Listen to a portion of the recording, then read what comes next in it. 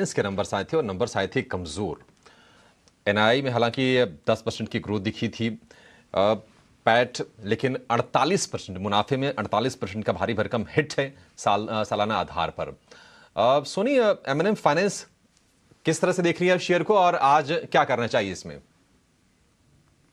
ये MNM finance की अगर हम देखेंगे तो काफी सेल ऑफ के बाद एक फ्राइडे को छोटा सा रिकवरी देखने को मिला है, बट अगेन 280 लेवल से मेरे ख्याल से ज्यादा कुछ क्रॉस करने पाया है और वहां से क्लोजिंग भी 280 के नीचे आया है।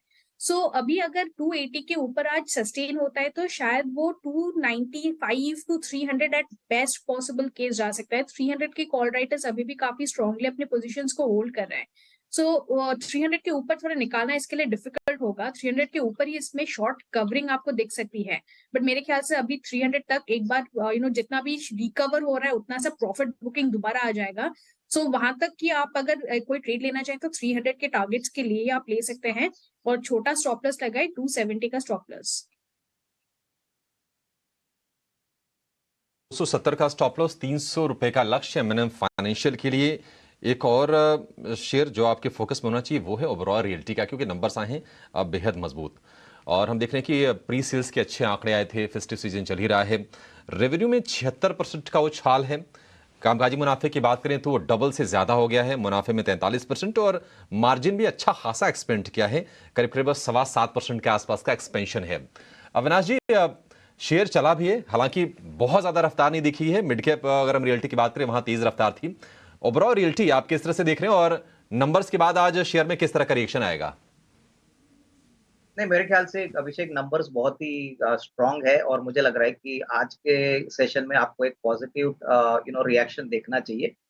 मुझे लग रहा है कि जिस प्रकार की प्री लॉन्च के नंबर्स आ गए हैं प्लस अभी जो थाने का लॉन्च होने वाला है उसके ऊपर सबके नजर रहेंगी और मुझे लग रहा है कि जो कमेंट्री मैनेजमेंट से आएगी कि किस प्रकार का ग्रोथ सेकंड हाफ में आएगा, क्योंकि ऑलरेडी रेवेन्यू विजिबिलिटी काफी स्ट्रांग लग रही है। कोई नए प्रोजेक्ट्स या अनाउंस करते हैं apart from the Thane project, तो वो मार्केट्स डेफिनेटली कीनली मैनेजमेंट के पॉइंट ऑफ व्यू से अवॉइड करेगा। बट आज के सत्र में लग तो रहा है कि इस तरीके के रिजल्ट्स के बाद एक अच्छी बाउंस के साथ स्टॉक खोलना चाहिए। हालांकि देखिए मार्केट सेंटिमेंट थोड़ा सा वोलेटाइल है, बट नंबर स्ट्रांग होने के कारण यहाँ पे लग तो रहा है कि definitely it will open on a positive note. और मेरे ख्याल से लॉन्ग टर्म के लिए, मीडियम टू लॉन्ग टर्म के लिए अगर कोई भी गिरावट अगर आपको ओबरॉय रियल्टी के शेयर में मिलती है तो खरीदने का मौका समझना चाहिए।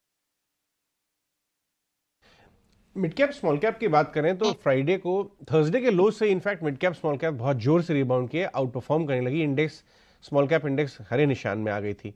इनफैक्ट कुछ और स्मॉल कैप स्टॉक्स जो कि रिजल्ट के दम पे फोकस में रहेंगे, उसमें से एक है यूग्रो कैपिटल के रिजल्ट्स आए थे, बहुत ही ब्लॉकबस्टर नंबर्स थे और स्टॉक करीब अपने 52 वीक हाई के आसपास आ गया। जी हाँ, इसका एक साल का चार्ट निकाल के लाइए साहब।